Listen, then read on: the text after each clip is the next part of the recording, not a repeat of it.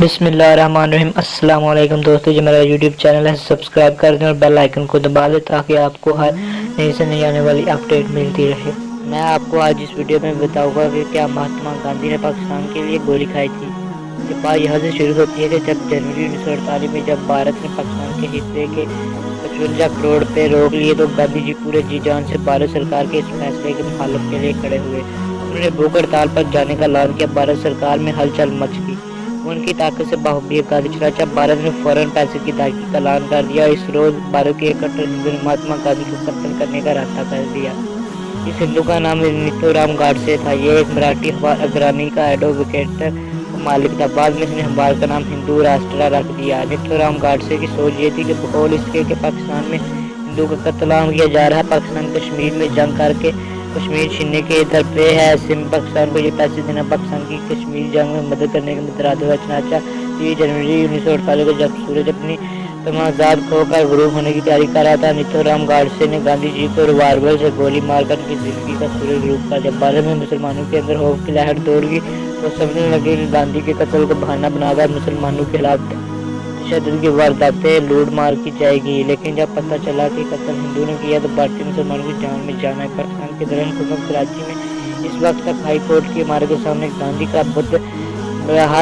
اسے اس وقت تک نہیں ہٹایا گیا، البتہ اس نئی ممالکت کو باشندے حوالات کے ذریعے سے ہٹانے کا مطالبہ کر رہے تھے۔ اس روز ایسا لگا کہ مجسمہ سوال کر رہا ہو اب کیا ارادہ ہے، اور کسی نے لا کر گندے کے پھول کی مالا پہنا دی۔ عدالت میں قاتل نتھو رام گاڈسے سے بیان دینا کھڑا ہوا تو مترادف 5 گھنٹے کھڑا ہو کر بولتا ہے۔ یہ بیان 90 صفحات میں مشتمل ٹائپ شدہ تھا۔ اس کا کہنا تھا کہ مہاتما گاندھی نام نہادہ اصولوں کو پکڑ کر بیٹھے ہوئے تھے۔ آج کل کے دور میں اصولوں کا اچھا ہونا کوئی معنی نہیں رکھتا، اصل بات یہ ہے کہ آیا زندگی میں ان اصول کا کچھ عمل بھی ہو سکتا ہے یا نہیں۔ گاندھی جی جب ہندو کا قتل ہو رہا تھا تو کچھ نہیں بولے، لیکن جب ہندو مہاجرین نے مسلمانوں کی مساجد پر بھارت میں قبضہ کر لیا تو ان قابضین سے مساجد خالی کرانے کے لیے بیان بازی اور جدوجہد شروع کر دی۔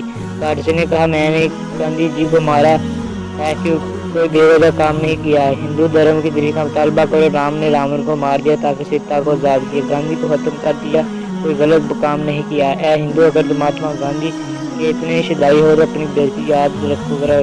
مہاتما گاندھی کی چتا کی راکھ تمام دنیا کے دریا میں بہائی گئی، لیکن پاکستان اپنے ملک میں اس کی اجازت نہیں دی۔ یہ بےعزتی ہے، اس بےعزتی کا بدلہ لینا، سندھو دریا پر قبضہ کرنا اور میری راکھ اس دریا میں بہانا۔ میں نے گاندھی کو گولی ماری، اس کے لیے شرمندہ نہیں ہوں۔ میری یہ گولی اس فرد کے لیے ہے جو ہندو کی تباہی کا باعث بن رہا تھا۔ اس دیش بھارت کو پاکستان سے محفوظ رکھنا ہے تو گاندھی جی کا مارنا جانا ضروری ہے۔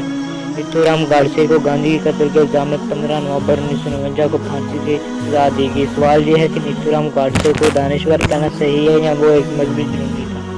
اگر یہ آپ کو ویڈیو آئی ہو تو پسند آئی ہو تو اسے لائک کر دیں اور میرے چینل کو